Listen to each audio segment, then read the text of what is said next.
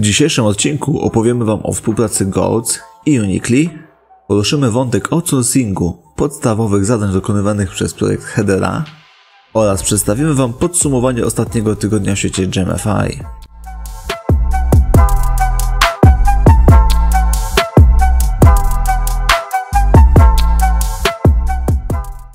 Cześć, witam Was serdecznie na kanale Kryptoogłoszeń.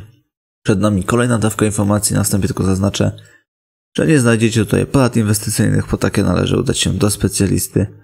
My tylko wyrażamy nasze subiektywne zdanie.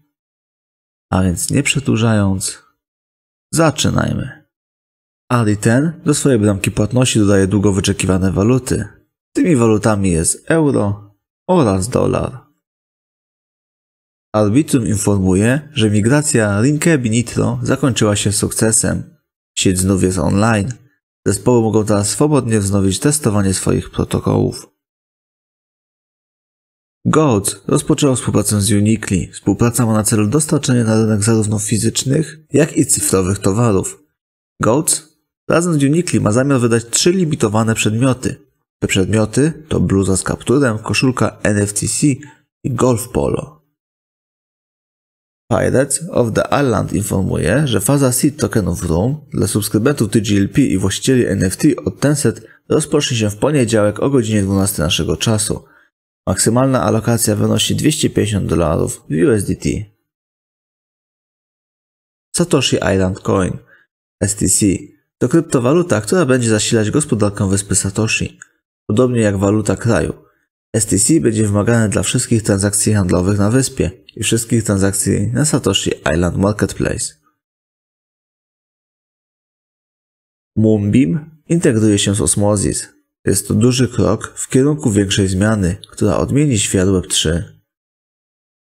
Tencent przypomina, że 31 lipca jest ostatnia szansa na wybicie TGLP Genesis NFT. Nieodebrane NFT zostaną wystawione na aukcję 2 sierpnia o godzinie 12 czasu polskiego. Więcej szczegółów znajdziecie na stronie tencent.io. Asta Network uzyskało 2000 subskrybentów na serwisie YouTube. Asta zapowiada, że ich zespół pracuje nad kilkoma niesamowitymi filmami, więc warto subskrybować ten kanał. Huobi zarejestrowało się jako dostawca walut cyfrowych w Centrum Raportów i Analiz Transakcyjnych w Australii, co oznacza, że mieszkańcy Australii będą mogli korzystać z giełdy Huobi. Wczoraj Sandbox przeprowadził AMA Tailwind Studio. Jest to studio stojące za nową grą The Multiversity, opracowaną na Sandbox. Osoby zainteresowane zachęcamy do sprawdzenia wczorajszej rozmowy. Seonir Foundation Marieke Flament w artykule na stronie near.org odpowiada na pytanie, dlaczego wprowadzenie Web3 jest potrzebne teraz bardziej niż kiedykolwiek wcześniej. Flament wyjaśnia, dlaczego świat potrzebuje radykalnie innego podejścia do rozwiązywania swoich największych problemów. Na Twitterze Dogecoina możemy wyczytać, że był to ekscytujący tydzień dla tego projektu. Dogecoin otrzymał znaczącą aktualizację, a nowa strona dogecoin.com została pokazana Wam wraz z Dogepedią, która ma pomóc w walce z FUD. Cotygodniowa aktualizacja GemFi od Crypto.com. Rozpoczęła się rejestracja na Mistrzostwa Świata w grze Axie Classic. Turniej rozpoczął się 28 lipca, a łączna pula nagród wynosi $500,000.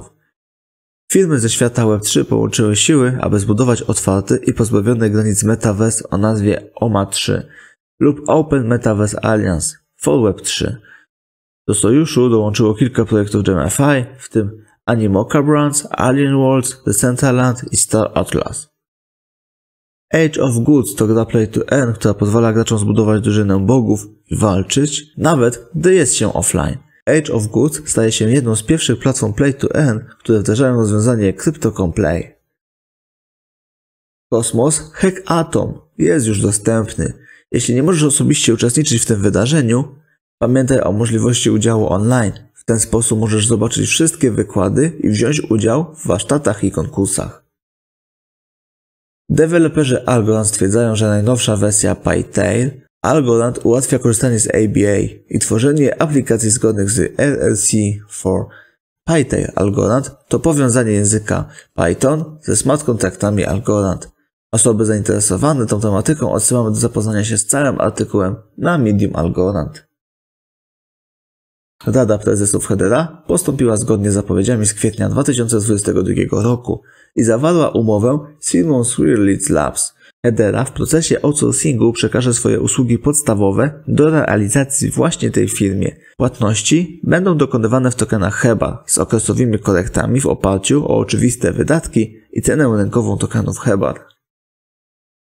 Filecoin poświęcił wpis na Twitterze rozwiązaniu NFT Data Storage, które jest wykorzystywane do przechowywania danych. NFT Data Storage wspierane jest przez 30 000 użytkowników, to rozwiązanie jest zalecanym sposobem ochrony zasobów cyfrowych i metadanych poprzez adresowanie treści i zdecentralizowane przechowywanie. Jeśli ktoś jest zainteresowany tą tematyką i chce dowiedzieć się więcej o usłudze przechowywania NFT działającej na Filecoin, odsyłamy do artykułu na stronie dappradar.com. SourceOS otrzymał grant od Chainlink na opracowywanie DApp służącego do handlu uprawnieniami do emisji dwutlenku węgla. Rozwiązanie to będzie wykorzystywało Chainlink Proof of Reserve. 22 sierpnia rozpocznie się Avalanche Hacks Summer 2022. Będzie to wirtualny hackathon przeznaczony dla twórców z całego świata. Podczas wydarzenia uczestnicy będą mogli rozwiązywać kluczowe wyzwania dla świata DeFi i GameFi. Oczywiście dla uczestników są przygotowane nagrody. Pula nagród wynosi $50 000. Rejestracja na wydarzenie jest już otwarta. To tyle z informacji, które dla dzisiaj przygotowaliśmy. Zachęcam do zostawienia lajka, subskrypcji, komentarza, informacji, jakie projekty możemy dla Was śledzić. Ja Wam raz jeszcze dziękuję za uwagę i życzę Wam miłego dnia bądź wieczoru. Cześć!